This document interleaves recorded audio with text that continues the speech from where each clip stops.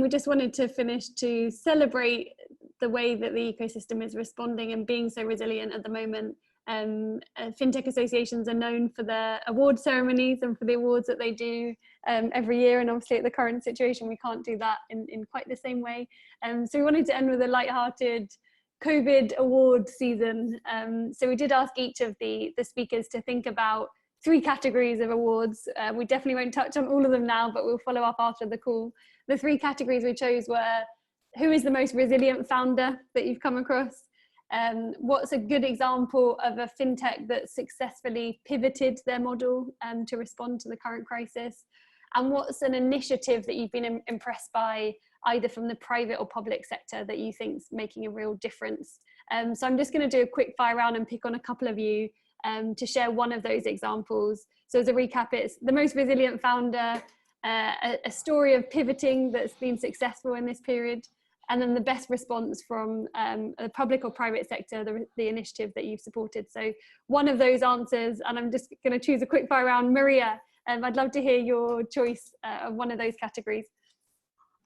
Actually, I will pick one of the traditional banks here. So one of our closest partners, Union Bank, who's pivoting a lot more into fintech. They're becoming their own fintech. So we've seen that they managed to adjust their working model really fast, and being able to even go to areas and services that they would never service before as a traditional bank. So we've been quite excited to be working with them on that front. Nice. So that's the best initiative from the private sector, I guess. Hock Lai, an answer to one of those questions? Yeah, I think I have 2 answers. I think the best public agency that responded would be MAS, but I shan't go in details. But the private sector, I would have to say, is AMTD.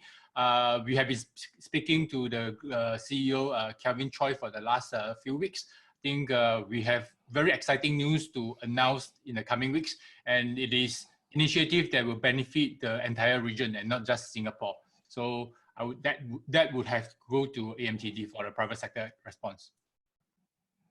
And we promise you weren't paid to say that, Hock Lai, but appreciate the shout out anyway. Ridzuan, do you have a quick answer to share on one of those awards?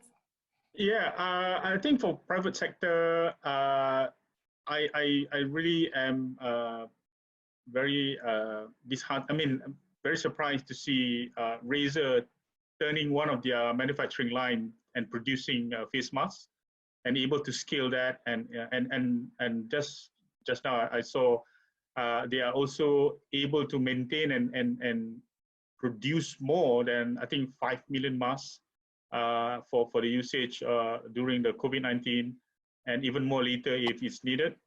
And from the public sector in Malaysia, I think one of the best is an agency called Malaysia Digital Economy Corporation. They have been very active in terms of creating awareness about digitalization, or in short, they call themselves MDEC. Very good in terms of coordinating with the industry, as well as connecting us with the policymaker in the government. That really created that needed attention in terms of how digitalization could help going forward, especially post-COVID-19.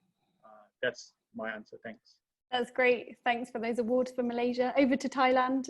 Topp, what would your choice be? Sure. I have 2 choices. The first one is 2C2P.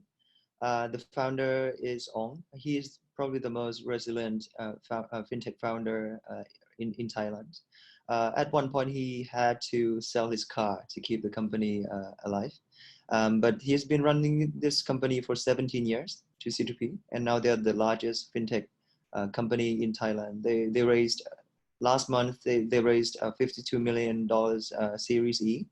And most of the credit card or payments, the underlying infrastructure, almost everyone is using 2C2P as coming from the non-bank side. I think this is the best fintech company in Thailand. The founder is Ong. The company is 2C2P. But from the public initiatives, I think the Bank of Thailand is doing really well. Maybe because of the Asian crisis in 1997, the Bank of Thailand became very conservative. And right now, the debt to GDP ratio for Thailand is not as bad. We are doing really well, actually. We are quite wealthy compared to America or European companies, the debt to GDP ratio in Thailand is really low. So the Thai government is able to, to get out, to get more loans from the IMF in a healthy way, and to provide this soft loan quickly to help SMEs and startups to extend their runway. So I think the public initiative would go to the Bank of Thailand. Nice. And to finish us off, Niki, we haven't heard any, I don't think, about a fintech that's pivoted their business model. Can you share an example maybe of a business model that you've seen that's been adapted well to the current situation, to COVID?